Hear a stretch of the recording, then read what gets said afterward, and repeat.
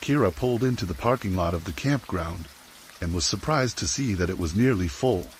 F-150s with boat trailers and obnoxious RVs filled multiple spots, completely disregarding other campers. She sighed. "The one weekend I get off, and everyone decides to go camping here," she whispered to herself. She drove by the packed rows, frustrated and nearly ready to leave. But as luck would have it, a small single spot revealed itself to her. She waited ever so briefly to weigh her options. "I should just go back home. I don't even like camping," she told herself. However, a car behind her honked, interrupting her moment of reflection, and she pulled into the spot. She got out of the car, grabbed her large backpack and went to the mouth of the trail. The nearby lake was slightly less crowded, but people lined most of the nearby lake shore, and a few dozen watercrafts were out enjoying their day. Oh, how Kira wished she could be out there with friends, basking in the sun and cool water, enjoying her time, perhaps drinking and gossiping about work or boys. But that wasn't the case for her. She had lived mostly a sheltered life, never taking risks, never acting on desires outside of her control. She was a loner, but not by choice. Her anxiety and depression had a firm grip on her, one that she felt she would never be released from. She proceeded to the trail and glanced to both sides. Colorful tents and camping chairs lined fire pits, and the woods were bright and full of people playing various yard games. Each campsite seemed full. She continued her way down to the end of the trail, where thick woods seemed to provide a barrier from the joyful campsites in the bleak woods beyond. She glanced back one last time, and much like her life, there was no room for her here amongst the happy people. She wanted to cut her losses and head back home, but remembered that her therapist had promised that if she did something outside of her comfort zone, she'd begin to grow. She pressed forward through the woods, still able to hear the commotion of the other campers. Near the trail ahead of her was a similar view of land, but much more cleared out. Although talking to normal people in everyday situations was really hard for her, she loved the lonesomeness that the woods provided. Nighttime especially. The darkness seemed to call to her. She secretly longed for it. The blackness of the void to cover her and erase her from this painful world. The worn trail seemed to be less maintained the further she went into the woods. The twists and turns made it feel like this path went on forever. Instead of just camping off the trail, an idea had crept into her mind. What lies beyond, she thought, just further down into the woods. Perhaps there was the perfect spot for seclusion, a nice dark little nook just for her. What she lacked in social ability she made up for in curiosity. Maybe just out of earshot of the other campers, she thought as she hiked into the darker recesses of the woods. The untouched portion of the woods was less appealing to the eye, but much more gratifying overall. This was real nature, not the ideal construct of what people tend to make it out to be, but the real unfiltered nature that she so desperately needed. Time didn't seem to affect her as she eventually found herself a good ways in, beyond the sight or sound of anyone else. She began to set up her one main tent by clearing the litter of leaves out of the area. The uneven ground proved difficult, but once the tent was fully erect, it didn't seem to matter. Once the site was fully set up, she realized that there was much more daylight left than she had anticipated. Simply sitting in her tent didn't appeal to her. The idea of walking back over to the overpopulated campsites to try to make friends seemed troublesome. But taking a reflective hike deeper into the woods was far more appealing. She set her stuff down and didn't bother taking her phone. She only brought her half-full hydro flask and a small jacket, just on the off chance that the weather decided to take a turn for the worse. She made sure to keep a mental note of where she was going, so as not to get lost in the unfamiliar woods alone, but she wasn't terribly worried. Despite her being tucked away in the portion of unmarked woods, she quickly found an old trail that led deeper into the forest. The path was unkempt, almost unrecognizable had she not been looking for it, but now that she was on it, it was almost impossible to miss. She placed a single earbud in and played an audiobook while also keeping an ear out for nature. Normally she would indulge herself with an additional substance like shrooms or THC, but seeing how she was alone in an unfamiliar forest, she decided to hold off until after her hike. About an hour into the hike, she began to realize that the atmosphere she had seen earlier was nearly the opposite. The lively chatter of nearby campers was replaced by an unsettling silence. Birds and small insects had ceased their noise, the overall vibe matching that of a cemetery. However, this was exactly the kind of peace she was looking for, but not to this degree. Silence was always welcome to her, but this was something else. She looked around and removed her earbud to better ground herself in where she was. Trees surrounded the trail, but up ahead a couple of 100 yards or so, a small clearing indicated something of value might be there. The walk to the clearing was much different than the entirety of the hike. Fear, perhaps of stumbling upon someone's remote cabin, crept into the back of her mind. She had heard her fair share of horror stories of hermits occupying remote cabins to make drugs or perform ungodly acts away from society. However, this all dissipated almost instantly once she reached the mouth of the clearing. Sitting in the open field, perhaps 100 feet in the air or so, was a gargantuan structure. The metal frame and its supports were old and rusted, but still seemed to support the small viewing station sitting on top. Kira racked her brain for a few moments but quickly realized that this was a fire tower. There were no signs posted at the base of the stairs, and no indicators of restricted access. She quickly walked over and examined the stairs up. She listened briefly, but the overwhelming silence persisted. The option to turn back at this point was going to have to wait. Kira had been able to follow the old trail to a hidden treasure tucked away in the woods, all for herself to examine. She began up the stairs, excited to see what wonders she would be able to see from the new perspective she had found. An unobscured view of the lake was most likely an option. Her excitement was beginning to cloud her judgment. She speedily ascended the stairs, not worrying about the potential dangers of going inside an old structure. The tower creaked slowly as its frame moved slightly in the wind. Her footsteps sounded up the tower, filling the silence of the forest nearby with excitement. Unaware of her pace, she ended up stopping about 3/4 of the way to catch her breath. Her legs began to burn slightly as the hour hike plus the rigorous stairs began to take their toll. Looking out from the staircase, she could already see above the tree line. Far stretches of green met her gaze as she drank in all that nature had to offer. She prepped herself for the last few flights before reaching the top. Her hike was going to be much slower, but she didn't mind. Before she started up the stairs again, the excitement of the fire tower was beginning to diminish. She was now more aware. She bent down to tighten both shoes and noticed that the stairs, mixed with their rust, also had dried stains. Surely this could have been mud or tracks of other people. But the thought crept into her mind. Once the realization hit, she listened, not just for the enjoyment of nature, but to try to see if there was something else nearby. Again, the silence was far too heavy, but now she was actively conscious of it. She continued, but much slower this time. For some bizarre reason, her anxiety, the one thing she was trying to escape from, had returned. Her brain was on high alert, telling her that something was wrong, but it had yet to provide any reason or proof to convince her to decline the view from the top. Her mind would soon be validated, as the pressing silence she endured for the last 20 minutes or so began to leave. A mysterious sound began to emanate from above, a soft and rhythmic humming seeming to come from the tower. Her mind was still aware, but the sound was so bizarre that curiosity replaced her anxiety.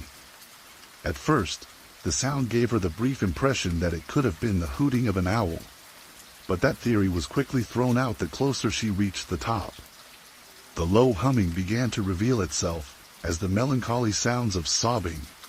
Someone was here, out in the middle of nowhere, standing in this tower, and they were sobbing. Something was not right. Kira now stood 2 flights of stairs away from reaching the top, but that was no longer appealing. Her breathing began to get heavy, as she was now concerned about alerting whoever this disturbed person was to her presence.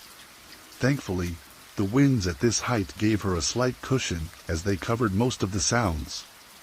Kira glanced at the stairs and noticed more stains smeared across the walkway. However, these were far fresher. Some of the stains still dripped a thick, dark liquid, indicating that something was probably dragged up here. After seeing the stains, Kira gasped. Once she did, the sobbing from above suddenly stopped. The wind had betrayed her, as it now held its gust, and silence once again filled the air. She stepped backward, hoping that whoever was above was oblivious to her presence. Motion could be heard from above, and Kira now knew it was time to get out of there. She ran down the stairs as quickly as her body would allow. She didn't bother with sound at this point, as speed was her main concern. An ear-piercing scream came from above, sending chills down her spine. Had she not already been moving, she would have most likely been petrified in place. She quickly reached the bottom of the stairs and knew better than to look back. She knew if she did, she would see something she wouldn't like. Kira struggled to find the old trail back to her camp, but fate was again on her side. She eventually found it. A quick glance behind her, while a good portion down the trail, confirmed that she was not being followed. A sigh of relief began to wash over her. She began to calm down as she got closer to her camp. Before she reached her camp, she saw a peculiar sight. Standing in the middle of the trail ahead of her was a park ranger mounted on an old horse. He wore a uniform and badge, including the iconic hat. He appeared to be old and unaware of her presence. She caught him off guard as she said hello while approaching. "Whoa, what are you doing out here?" he said, legitimately surprised. "Sorry, I'm just out for a hike," she said. His old crusty gaze peered over her in a disapproving way. "You shouldn't be out here. You need to stay on the posted trail so you don't get lost." Kira nodded. "Okay, I can do that," she said politely. "I ought to write you a ticket, but I don't have a pen. Next time, you won't be so lucky." Kira nodded. "Oh, by the way, there's someone crying in the fire tower at the end of the trail," Kira mentioned as she passed the ranger on the trail. The ranger had a bizarre look on his face. "You've been to the fire tower?" he said, legitimately confused. She stopped. "I didn't go inside, but I could hear someone crying from outside." The ranger was silent as he clearly contemplated this new information. "All right, well, no one's supposed to be out there, but I'll go take a quick look." Kira noticed that the ranger had a rifle tucked into his saddle as well as a pistol holstered at his hip. The two went separate ways, and Kira was slightly frustrated. She made her way back to camp and could hear the noise again of the other joyful campers. The atmosphere had shifted again, but this time for the positive. The warm sun soon began to set, as brilliant oranges and pinks filled the sky. Kira debated moving her camp closer to the others, but felt it would be too much work, especially as it was getting dark. Nighttime eventually came, and her strange encounter in the woods faded from her mind. She got a small fire going and began eating the food she had brought as she relaxed under the stars. Kira called it an early night and put out her fire, making sure to get rid of any trash and food so that critters wouldn't get into them. Her hike had taken its toll on her, and she drifted off quickly into her sleeping bag. As soft and sweet as her dreams were, they didn't last long. Kira was awoken several hours later by the sound of something heavy moving outside her tent. It jolted her awake. Something large could be heard moving outside, and she slowly began to panic at her newfound situation. However, it didn't take her long to recognize the familiar sounds. As she poked her head out from the tent, she shined her light on the familiar horse she had seen earlier that day. The horse was walking with a limp, and its rider, the grouchy old ranger, was nowhere to be seen. She got out of the tent and went to inspect the large animal, seeing that both the horse and the saddle had several scratches on them. The horse was slightly shaking but enjoyed her embrace. "What happened to you?" she said as she gently rubbed the horse. Surprisingly enough, the saddle still had its rifle on it. She racked her mind for what could have possibly happened, but was unsure. Maybe a bear attack or even a cougar could have done this. The horse then began to walk away, back out onto the trail leading back to the fire tower. She couldn't just let the horse go, not after what she had seen. The horse then stopped and waited as she slowly began to follow behind it with her flashlight. She realized that the horse was leading her somewhere, most likely to the scene of the incident.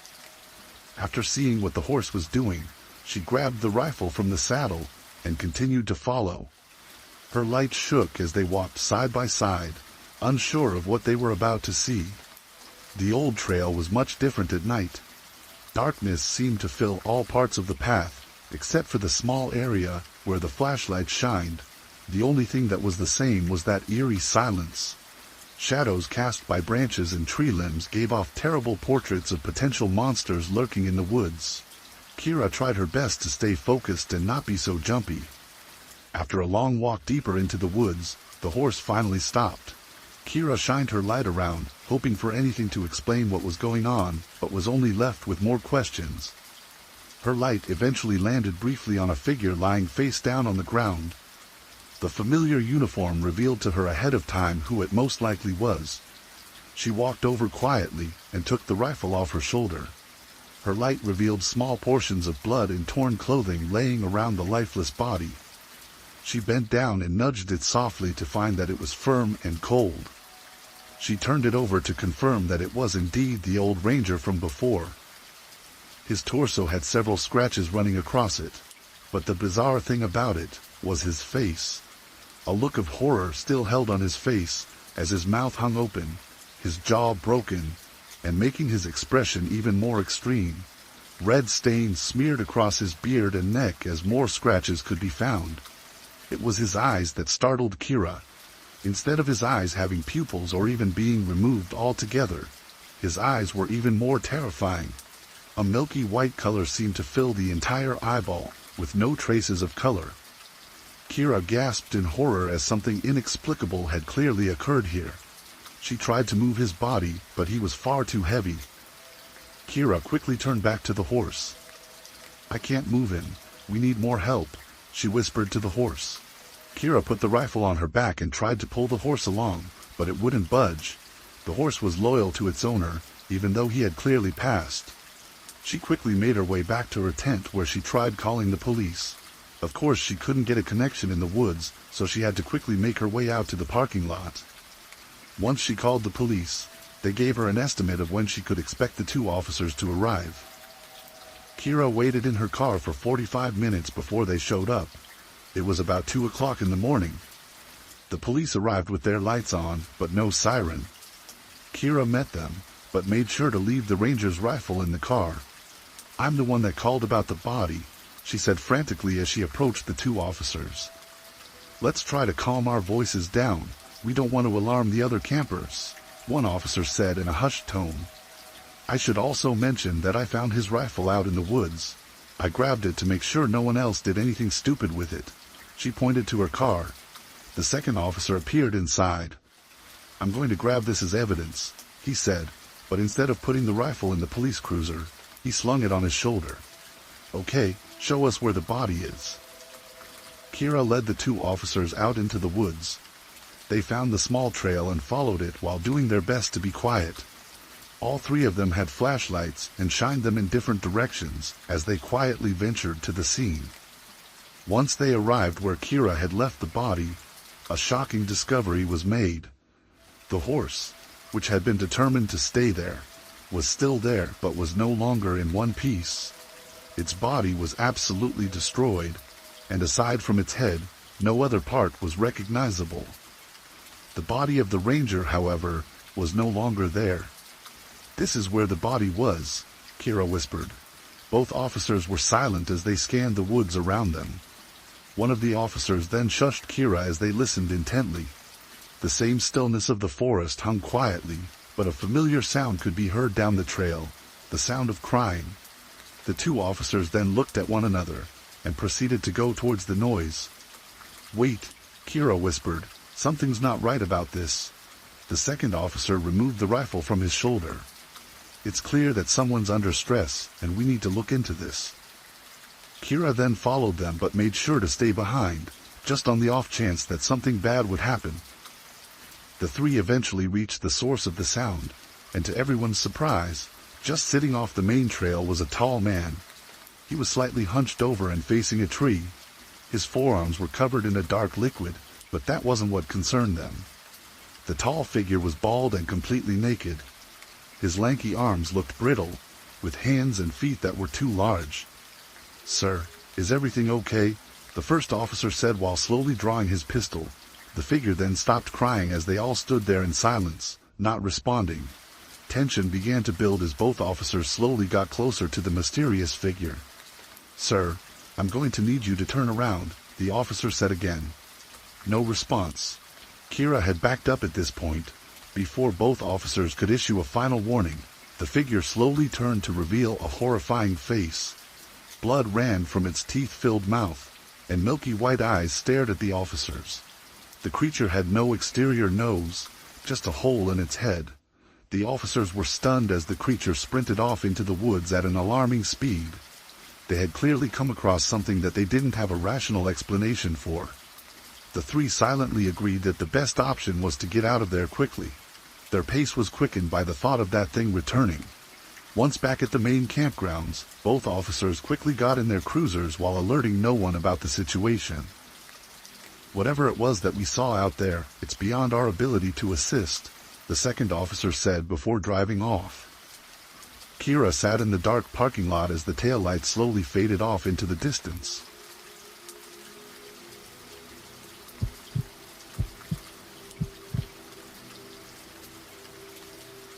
I have spent the last hour Googling the name of my hometown. Nothing is there.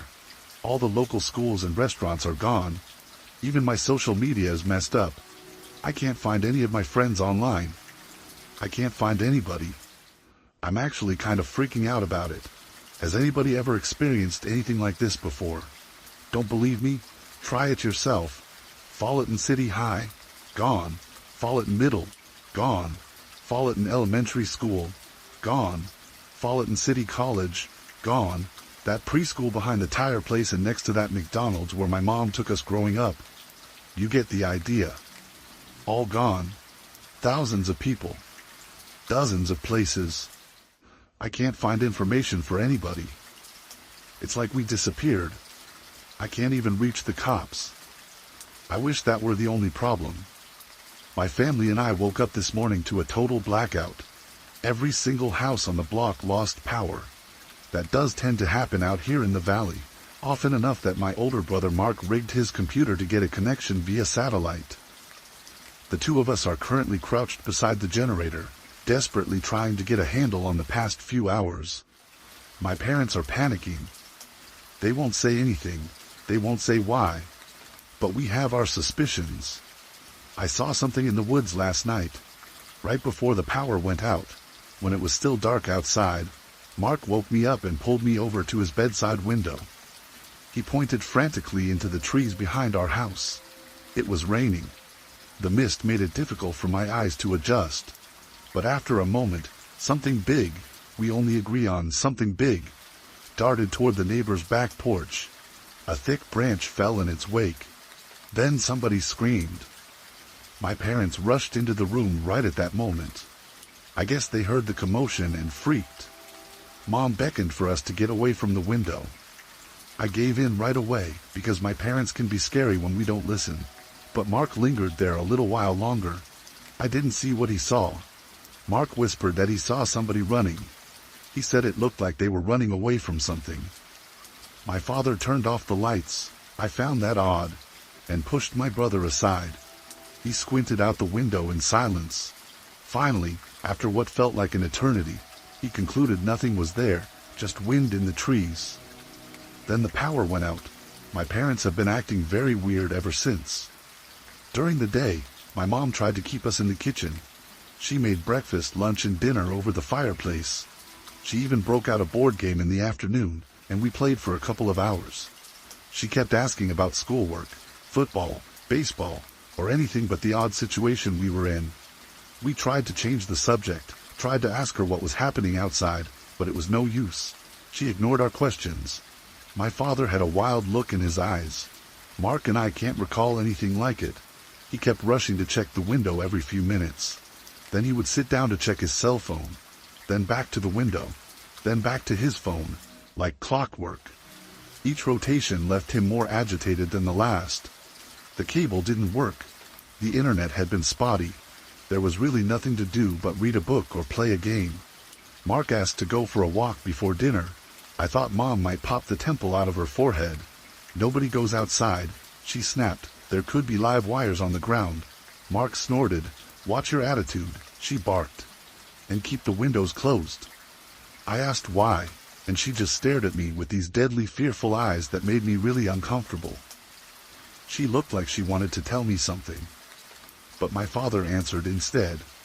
Nobody goes outside. I returned to my book without argument.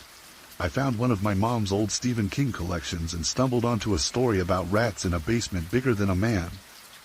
Time moved a little faster while I read. The walls of my house started to evaporate. It didn't take long for my imagination to disappear down the stairwell in the story, plunging further into the darkness with each step, listening to untold things move around me perilously through the blackness. Someone knocked on the door around 10 p.m. After an entire day of endless boredom, I thought this might be salvation. Thank God. Maybe a maintenance worker, maybe a neighbor. Maybe my friend from down the block finally convinced his mother to traverse the minefield of imaginary live wire. I got up from my chair to answer the door. My father sprinted across the room to block me.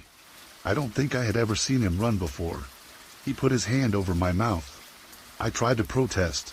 He squeezed my arm. He didn't look angry. He looked scared. His eyes were on fire. It grew quiet outside, like someone was listening. One finger over his lips told me to shut up.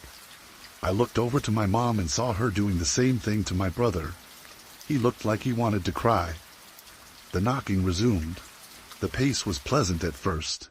Your typical formal but friendly rat-tap-tap. Then a pause.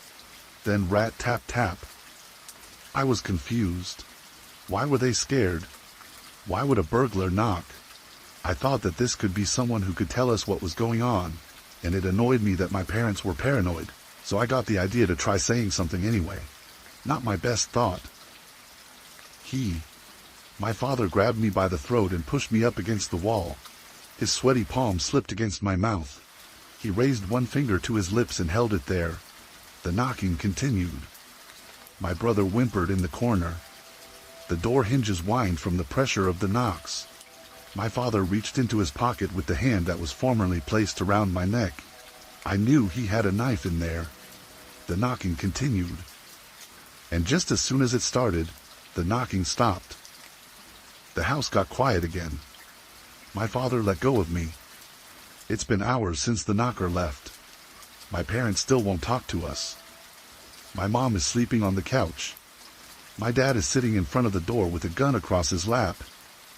Can someone please tell us what's happening in Fullerton City? I still can't find anything online. We are available through message and comment as long as our connection holds. I don't think I'll sleep much tonight. It's too quiet. Do you know what happens when you search online for Fullerton City now? This post comes up. I'm not quite sure how to describe that feeling. We are a community of hundreds, if not thousands of people, each with countless stories and worries of our own. You are only hearing one of them now. I cannot understand how our digital footprint could disappear overnight, but here we are, day 2 in a missing city. I didn't get much sleep last night. Mark spent most of it glued to our bedroom window. He woke me and called me over every now and again. Sometimes he saw flashes of light in the distance. Sometimes he saw movement in the trees. Mostly we saw fog. Thick blankets of it descended on our house like a comforter. It also never stopped raining. Big gusts of wind thumped the house hard enough to make us jump. But the most uncomfortable parts of the previous night were the periods of complete and total silence. Something about that quiet can really make you crazy. In any given suburb, there are a million background noises at once, even in a storm, even at night. Birds should be chirping, insects should be buzzing, car engines or motorcycles or air conditioners should all be gently humming in unison, but we didn't hear any of it, not a single sound but our own. I couldn't stop thinking about the neighborhood dogs. Shouldn't they be barking? There was one in particular, a yappy little thing named Cesar. which never passed up a good opportunity to wake you up in favor of a scrambling squirrel or rabbit. Did our neighbors have time to get them inside? Did something else happen to them? What happened to Cesar? Mark woke me up for the final time around 5. I tried and failed to shrug him off. I heard something in the street, he whispered. Let's go. I asked him what he heard. Clicking. He answered. He got up and walked towards the living room without another word. I didn't want to go. I was freaked out enough. I didn't and still don't need to add another messed up layer to this situation. Blissful ignorance is sometimes the best approach, but I got a gut feeling that this wasn't something that should be missed, and I didn't want Mark to be there alone for it, so I followed him. The hallway that leads to the living room passes by my parents' bedroom. We could hear my mother snoring softly on the other side. A baseball bat was propped up by her nightstand. Her cell phone was at the ready right beside it. We tiptoed past the creaking wood floor and arrived at the entrance to the kitchen. The clicking became clearer by that point. Mark pointed over to an alcove by the couch. I followed him to the corner. Then he stopped dead in his tracks. My father was sleeping with the gun in his hand. There was a window behind him that looked out into our entire living room. Staring through the other side was a giant black eyeball. We froze. The eye darted back and forth across the room. We were in plain sight, just standing there in the kitchen like a couple of idiots. But for some reason, the eye didn't seem to notice us. It passed by a couple of times to focus on the toaster or something else. My father must have subconsciously read the tension in the air. He stirred and moved to roll over. When he did, thankfully, we locked eyes. I put one finger to my lips. A sober understanding dawned on his face. He took the safety off his gun. The eye responded to the movement of the gun, and in one swift jolt, disappeared from behind the window, leaving a wake of leaves and scattered footsteps behind it. The air left my lungs. Something big ascended the wood steps to our porch. My dad turned to aim the gun. The knocking continued. This time we didn't need anyone to tell us. We all stayed quiet. We sat in still silence for the better part of the early morning. My mother awoke some hours later and got prepared to make breakfast, and only then did it feel safe enough to move around the house. Nobody told her what happened. I didn't think we needed to. My father certainly wasn't going to. I got the feeling from the look on his face that he would prefer not to talk at all for as long as he could. Mark returned to his spot by the window. Dad disappeared downstairs to get another box of ammo for his gun. I helped Mom cook over the fire, and we all went about our tasks in complete and total silence. Nobody tried to fake conversation anymore. There wasn't any point in arguing about what was out there. We had enough food. We had enough water. Nobody was going anywhere. A knock came at the door just after noon. Each of us instantly stopped what we were doing. A sigh of relief echoed through the room when the familiar voice of our neighbor, Mr. Hallow, followed. He was looking for us. The door pounded harder. "No time to explain, please," he shouted. "Can you let us in?" My father walked in and stood awkwardly between my mother and the door. I could tell that he would prefer to ignore it, but she would never let him live it down. The true married man's dilemma. "Please, folks, if you're in there, open up. We don't have a lot of time," he said. Mark shook his head. "Please," he begged. "Jean is hurt." My mom bit her nails. Dad gave in and reluctantly looked through the peephole. Satisfied with his view of the other side, he slid the pistol into his back pocket, unlatched the lock, and opened the door. "Thank you," he said. "Mr. Hallow is a big burly guy." He took my father into his arms and slapped his back so hard the sound echoed down the hall. He moved over to chase my mother down for a kiss on the cheek as his wife and daughter trailed meekly behind. "Thank you," he bellowed. "Thank you, thank you. We didn't know if we'd see anybody else." My dad nodded awkwardly. My mom stepped up and hugged Mrs. Hallow tight. A quiet, pitiful moan escaped her lips as she did. The two of them were usually thick as thieves. My neighbor was a nice lady, the type that usually never shuts up, but now she couldn't get a word out. A thin line of blood trickled behind her foot. It didn't take long to notice the source. Her slacks were cut from the ankle to the knee. My dad slammed the door. "Come on, Jeannie," my mother cooed. "Let's get you cleaned up." The two of them walked hand in hand to the kitchen. Mr. Hallow sat down on our couch and wiped the sweat from his forehead and t-shirt. His daughter Alice perched herself neatly on the arm beside him. "Like I said," he said while catching his breath, "lucky we found somebody." My father nodded again. "Did you see it?" Mark asked. "Whatever's out there, I mean."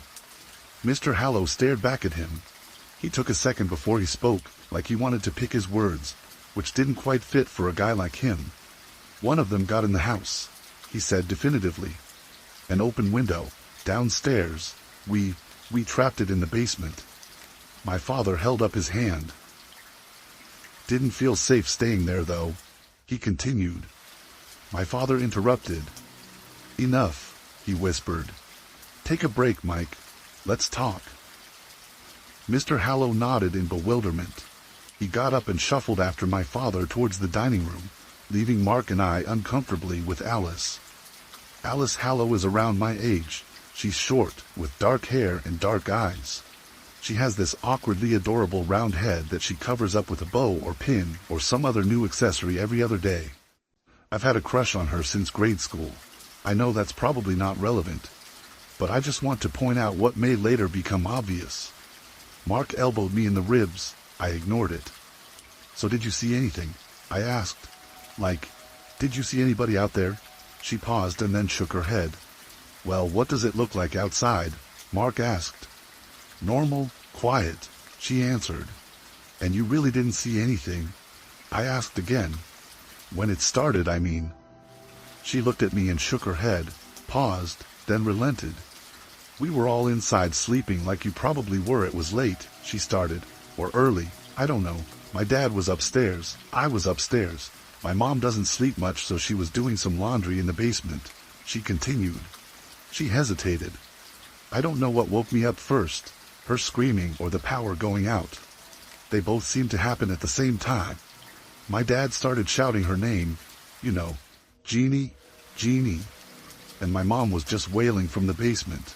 We both got to the kitchen, and we could see her running up the steps. She was screaming at my dad, you know, 'Close the door, close the door.' But my dad couldn't stop looking at whatever was behind her. He just froze," she said. "Right," Mark whispered. "Can't blame him. So I reach out and slam the door, just as my mom makes it through, and something wedges itself in the doorway," she said. "Holy crap," I murmured. "What was it?" "I don't know, something thick and sharp, like a claw, I guess. It was wet too, it left a stain. Anyway, I couldn't get the door shut because of it. I was panicking.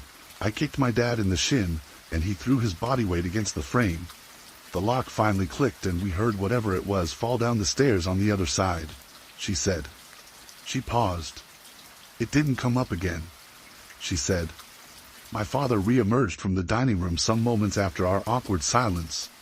Mr. Hallow trailed sheepishly behind. "Who's ready to eat?" he asked. We ate our fire-cooked meal in relative silence. All four parents made it abundantly clear through menacing stares that the topic of the crap show outside would not be discussed with children present.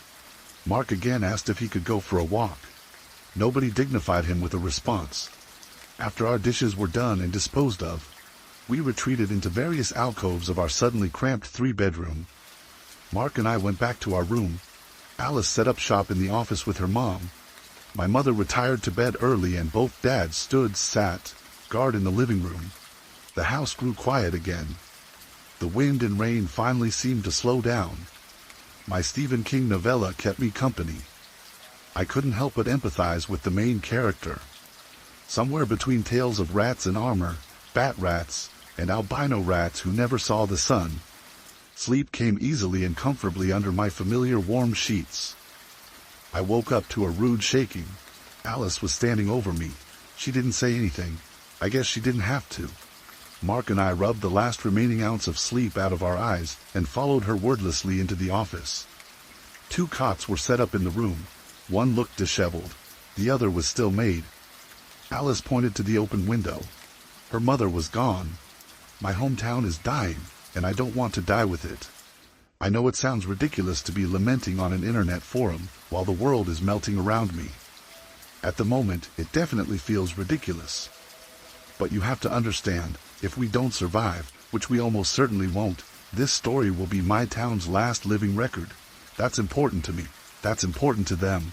I have to let someone know what happened here, even if it's only you. The truth is obvious now. We are being exterminated. This town and its people are being erased.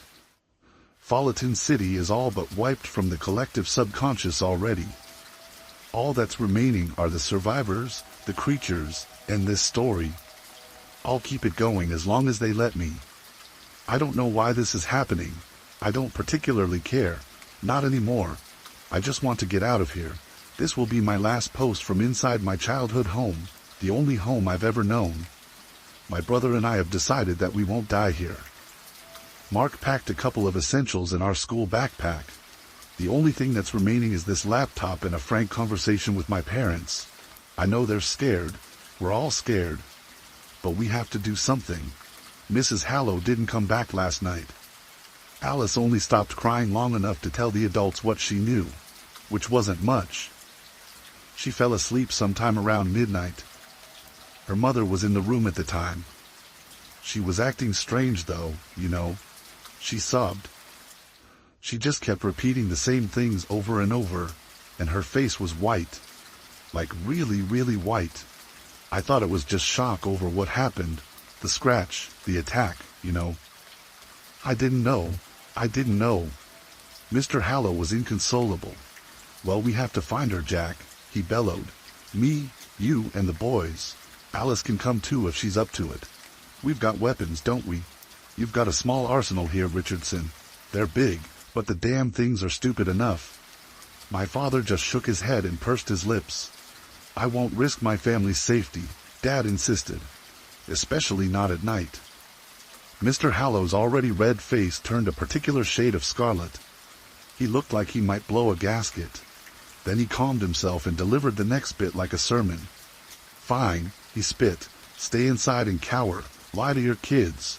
Keep 'em underneath the covers long enough and maybe they won't think there's monsters outside. You raise your family how you want, jerk, but don't you dare tell me how to take care of mine. Mark looked down at his feet. I avoided my father's glance. Alice, let's go. Mr. Hallow beckoned. Get what you got. Please, my father interrupted. Just wait a minute. We're not staying, Mr. Hallow finished. You're not convincing me to abandon my wife out there. You know me better than that, Jack. My father reached out and handed him a gun. We have extra. He paused. You'll need it more. Mr. Hallow nodded awkwardly. He took the pistol and stuffed it into an oversized coat pocket before turning and heading for the door. My mom met him there with some bread and other things stuffed into a plastic bag. There wasn't much, but I think she felt like she had to do something, and she looked like she wanted to say more. But she didn't. Alice reached out and gave me a warm hug. She held on longer than expected. Right around that time I really wished she would stay. Not because of my feelings for her, but because a piece of each of us knew what would happen next. It all just happened so fast. Thank you for the hospitality, she said. Mr. Hallow shook each of our hands one last time. My father opened the door for him. Without another word, the pair descended the front porch into a thick evening fog. Alice turned back to wave, then she turned around and they were gone. My father shut the door. Dad shuffled back to the couch and collapsed. Mom waited at the door like they might change their minds. Mark perched at the window. He looked over and shook his head at me, just as an all-too-familiar clicking echoed down the block. I could feel my body instinctively tensing. I had no true preparation for what came next. The sound started quietly, before it seemed to fill the air. Soon it was as if 1,000 crickets suddenly invaded Fullerton and all decided to chirp at the same time. The ringing, awful cacophony of it was deafening. Somebody outside screamed. I couldn't tell if it was a man or woman. The chirping erupted even louder and seemed to devour their voice. My father held his head in his hands. He motioned for us to block our ears. My mother started to cry. Underneath the clicking, underneath the screams, one word became clearer as it repeated over and over again in the distance. "Genie, genie, genie," the man screamed. The gun went off soon after. "Genie," he said. One shot at first, then 2, 3, 4 in quick succession. Somebody else started screaming. I knew that had to be Alice. The pain behind that scream made my stomach turn. The gun went off one more time. The clicking dissipated, the screams stopped, and then it was quiet again. My father got up and quietly led my brother away from the window. Mom fell to a heap in front of the couch. I could feel the tears forming in the corner of my eyes and desperately fought them back. "You knew that would happen," I accused my dad. "Why did you let her go?" He stared back at me. His eyes were cold. Heavy footsteps echoed on the porch. The knocking continued. My mother couldn't control her sobs. My father dropped onto the floor to silence her. It was no use. The two of them ended up in this awkward wrestling embrace. The pounding outside continued. "We killed them," Mark whimpered, "and now they're going to kill us." The footsteps left the porch and circled the house. We heard a knocking from my bedroom window. Then the office window. "They're checking for weaknesses," Mark whispered, trying to find a way in. The sound ascended to the roof. Heavy footsteps paced back and forth above us. The chimney kicked back smoke. "It's too small," my father murmured. "They can't fit. Please God, they can't fit." My mother wrapped her arms around her head. The knocking surrounded us. There had to be a dozen of them, all checking various points of entry, all clicking their disturbingly loud song in unison. Staying quiet would be no use. They had to know we were inside. Mark gestured for me to look through the peephole. I squinted and noticed something in the distance. It was still dark, but the sun started to rise on the horizon, and with it came a few tentative beads of light which softly illuminated the neighborhood. I realized I was staring at the home of Yappy Cesar. Standing in front of it was something I hoped to never see again. The creature stood at least 2 to 3 times the height of a man. It held itself up on 2 massive legs that bent wildly at the knee, almost like pincers, and behind it were smaller legs that trailed behind sort of uselessly. I thought at the time that they looked like fins. One of the bent legs reached out to my neighbor's glass. There was a moment's pause. Their window opened. I had to fight my instincts as a woman leaned outside, as if to greet the creature, which gently took her into its hind legs and rambled down the hill. The unrelenting clicking soon gave way to the scurrying of heavy footsteps. A massive weight lifted itself off our roof. The sun came up. We were alone again. "We have to leave today. We can't take no for an answer. We have no choice. These things know we're here. They will get inside tonight. If I don't make it, you know what happened. But please wish me luck. I feel better knowing that some trace of my town will live on this forum." I can hardly describe driving through the complete devastation of my hometown. We passed dozens of familiar homes from over the years. Some of them had bullet holes. Some had bent frames or broken glass. Some had dead bodies in their front yards. And I tried not to look at those too long, because I knew the faces. But it's hard to stop yourself from looking once you start, you know. I saw Alice. I saw Mr. Hallow. I saw neighbors. I saw friends. Some of them died running, some died fighting, but all of them seemed to end up the same way, in scattered bits and pieces, cast like trash, almost decorating their own immaculately made front lawns. My father drove the car. Only one road led us out of town, but it passed through a few hiccups along the way. The supermarket on Grand Street sat behind 2 apartment complexes that tended to be crowded. The gas station on Main would allow us to fill up, but they didn't call it Maine for nothing, and more people would almost certainly lead to more problems. All of these issues swirled around my head in unison with the backdrop of my entire town carved up like origami right in front of my face. And my dad didn't even seem fazed by it. He actually hummed for the first 10 minutes of the trip. My dad is not the type to hum. At first I thought it might be a nervous thing, but then my mother started to join him. "Guys?" I called out. Mark glued himself to the car window. He wouldn't look at me, not even a shared glance of misery. I knew from his reaction that something bad was about to happen. I guess I just didn't want to admit it to myself. "Dad," I said. My father slowed down around the grocery store. He pulled into the lot unceremoniously, as if it were any other Tuesday, while the corpses of our neighbors lined the streets among us, clearly baking in the heat of the rising sun. I actually thought we hit one of them. "What are we doing?" I asked. Nobody answered me. "Hello?" I tried again. My father parked the car. He leaned over to give my mom a peck on the forehead. She nodded and smiled back. After a moment of silence, he gingerly unclipped the seatbelt and moved to get out. Nobody bothered to stop him. "Dad," I shouted, "wait, are you serious? You can't go out there." He smiled at me one last time, looking back. I like to think there was still some small part of my dad in that smile. He looked like a weight had just been lifted from his shoulders, like he got us this far, like his job was done. I didn't understand it then. I do now. I only saw the scratch when he got up, right above the belt, hip to hip. His shirt had always been tucked.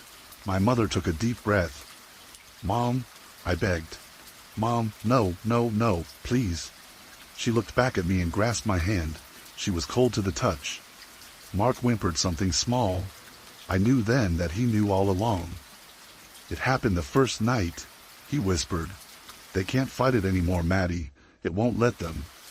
The car door opened. "Mom, you can't go out there," I said. She pulled her hand away. "Mom, please," I said. "It's okay, honey," she murmured dreamily. "Okay, honey, okay, honey." She got out of the car and sprinted after my father. I never saw my mother sprint before. She looked so strange doing it. I watched the two of them go towards the store, hand in hand. In a moment they were there, and the next they were gone.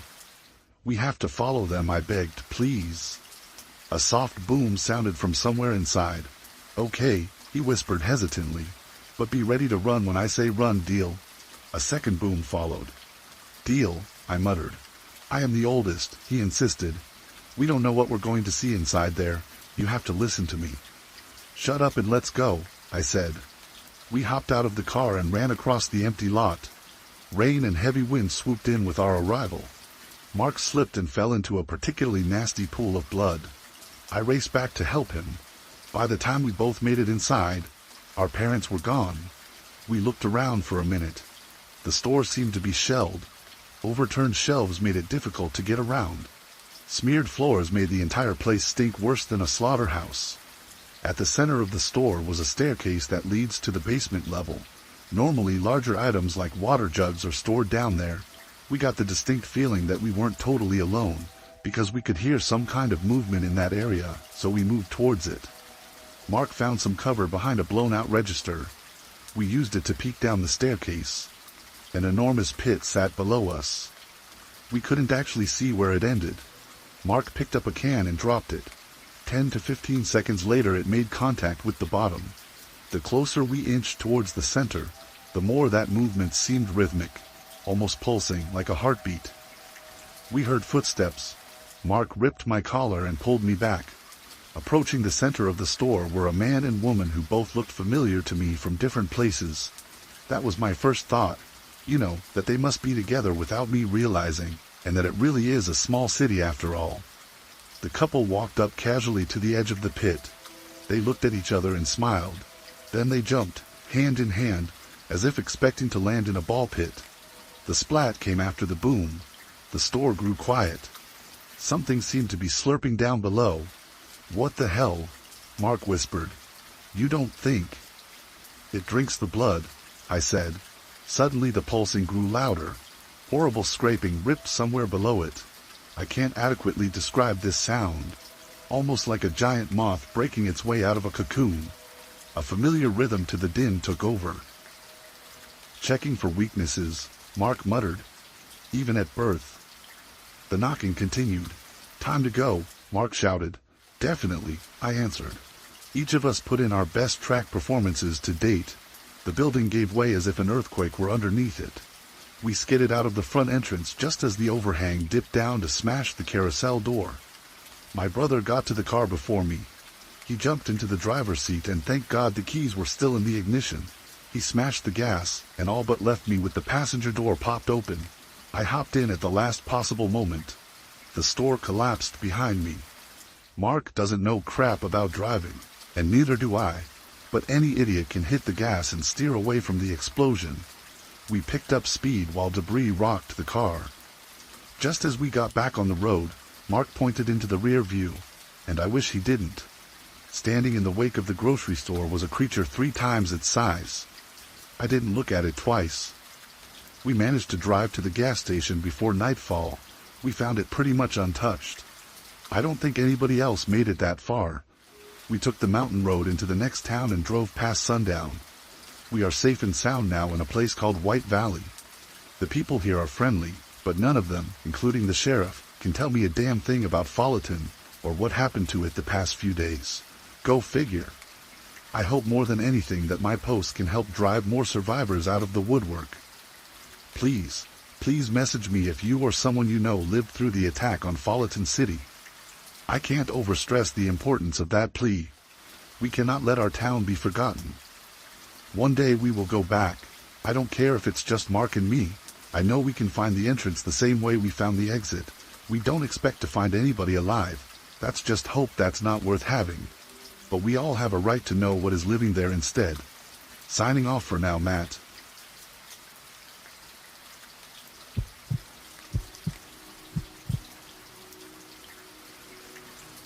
My family moved to rural Pennsylvania when I was 4.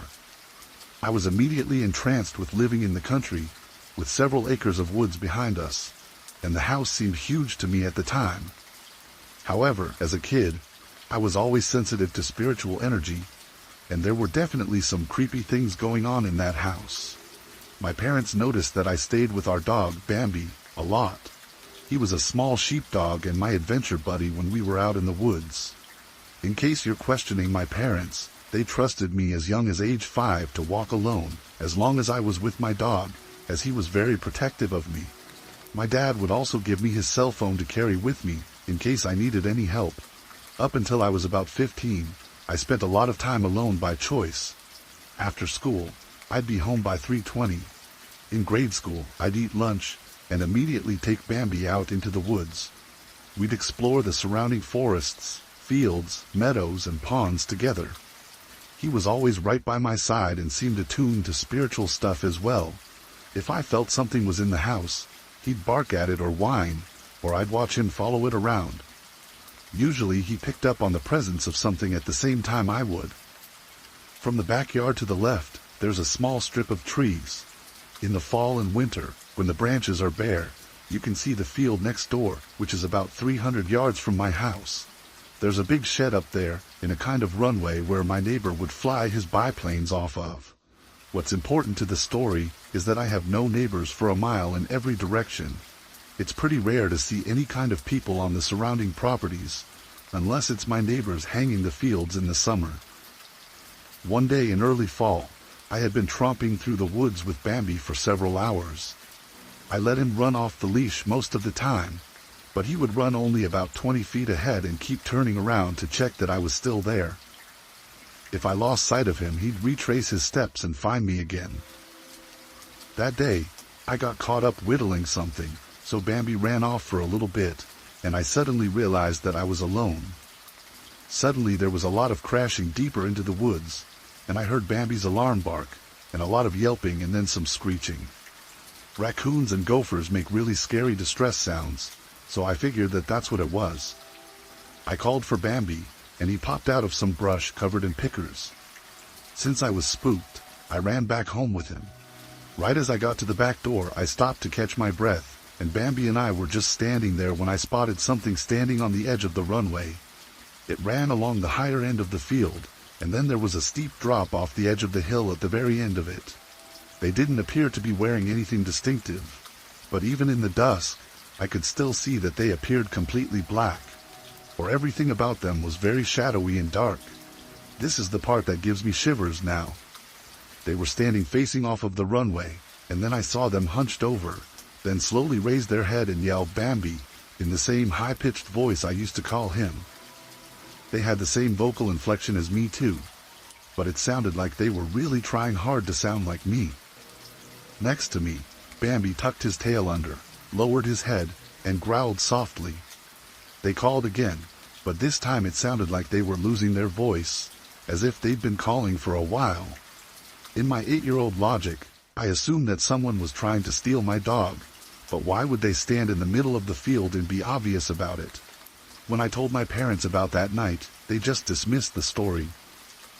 The next day, I went to my cousin's house 2 miles up the road, and my uncle told me about an animal he saw the night before that he was trying to identify. He said it looked like an emaciated cow sprinting across the bridge over the creek, which is about 300 yards from the runway.